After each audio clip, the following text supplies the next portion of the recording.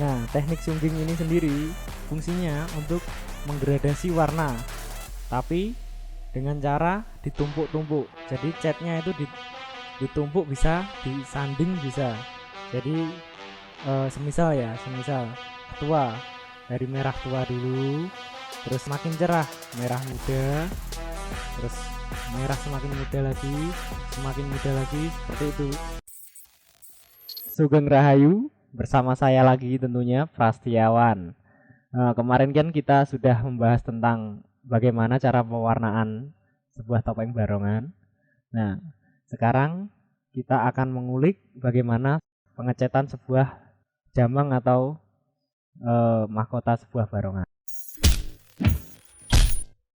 Nah, dari kemarin kan kita sudah membahas tentang barongan. Kalian tahu nggak sih apa tuh barongan?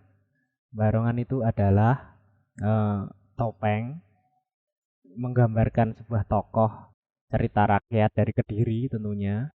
Sebuah tokoh antagonis berupa naga. Nah, barongan itu sendiri ada dua jenis, yaitu kucingan, yang kedua adalah caploan. Nah, untuk pembedanya, kucingan lebih cenderung pendek moncongnya. Nah, seperti ini, ukurannya juga lebih kecil.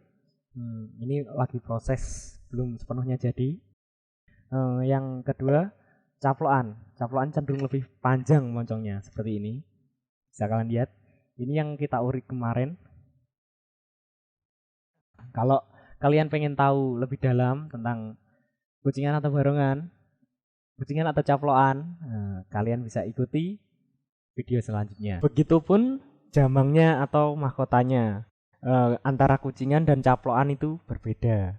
Nah, kalau yang kucingan itu seperti mahkota raja atau kuluk ratu biasanya. Seperti ini contohnya. Bisa dilihat kan? Cantik sekali. Ini sedang proses pembuatannya, belum sepenuhnya jadi. Kuluk ratu ini adalah pelambangan kekuasaan sebuah kerajaan pada zaman dahulu.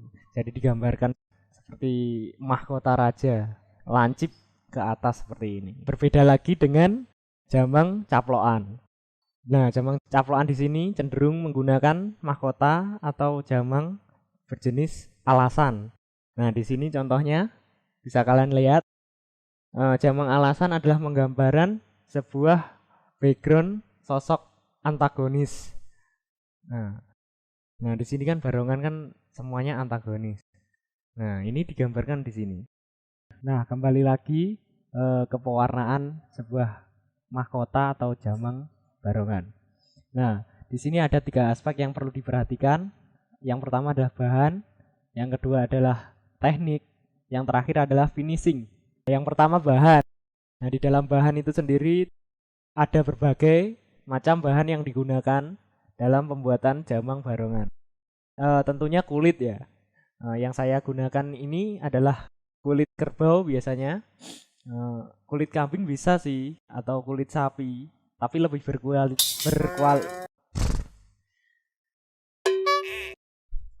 berkualitas kulit kerbau saya sarankan. Asal jangan kulit kerang aja.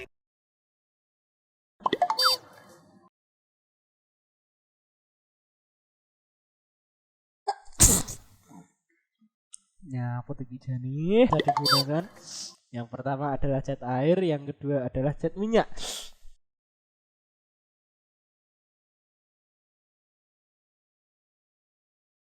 Wih, saman. Aku bingung. Bathara Kala kang mijil saka ing Tlaga Madirda.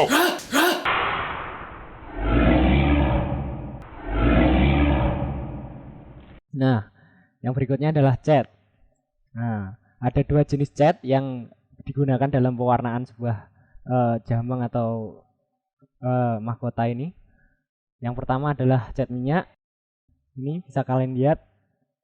Cat minyak ini keunggulannya adalah keras dan awet, tahan lama jika digunakan. Yang kedua adalah cat air. Nah, cat aga biasanya digunakan. Nah, kalau cat aga di sini kelemahannya adalah mudah pecah-pecah digunakan untuk jangka panjang. Berikutnya adalah kuas.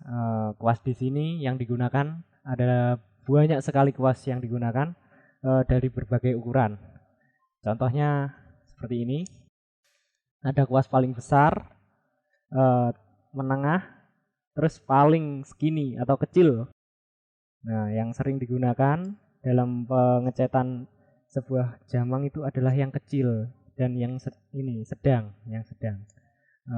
Karena bisa dibuat detailnya seperti itu. Yang selanjutnya adalah palet. Palet di sini fungsinya untuk mencampur cat. Alatnya bisa apa aja sih? Bisa beli di toko, bisa bikin sendiri, bisa. Kalau saya sih bikin sendiri biasanya dari botol-botol bekas seperti itu. Ini contohnya seperti ini. Nah, ini bisa digunakan untuk mencampur cat. Sangat praktis, ekonomis, gratis, udah nggak ada yang nandingi. Berikutnya adalah melamin. Melamin adalah fungsinya sebagai pelapis supaya awet aja. Biasanya digunakan Impra atau cat mobil, Penta Superglass juga bisa. Dan yang terakhir adalah thinner. Thinner di sini fungsinya kalian mesti tahu semuanya, untuk mencampur cat minyak. Kalau air digunakan untuk mencampur cat air. Udah, itu aja. Ini contohnya. Thinner. Nah, yang kedua adalah teknik. Teknik di sini ada dua jenis. Yang pertama adalah sungging, yang kedua adalah airbrush. Contoh sungging seperti kalian lihat yang video sebelumnya. Contohnya seperti ini. Ini adalah gradasi warna dengan sekat-sekat atau batas-batas yang jelas. Bisa kalian lihat di sini. Oke. Nah, yang berikutnya, yang kedua adalah airbrush. Nah, airbrush di sini adalah perkembangan pewarnaan, tapi tidak maksimal jika digunakan karena tidak detail. Tapi ada yang suka sih. Tapi menurut selera masing-masing, menurut selera orang masing-masing. Nah, yang terakhir adalah finishing. Nah, di sini finishing adalah menggunakan bahan yang tadi, yang melamin lac tadi. Nah, bahan di sini bisa diaplikasikan dengan kuas atau semprot. Nah, saya sarankan di sini menggunakan semprot saja biar merata. Yang berikutnya adalah produk emas. Nah, produk emas ini fungsinya adalah sebagai memperindah emasnya supaya lebih kelihatan mengkilat. Contohnya seperti ini. Seperti ini. Bisa kalian lihat.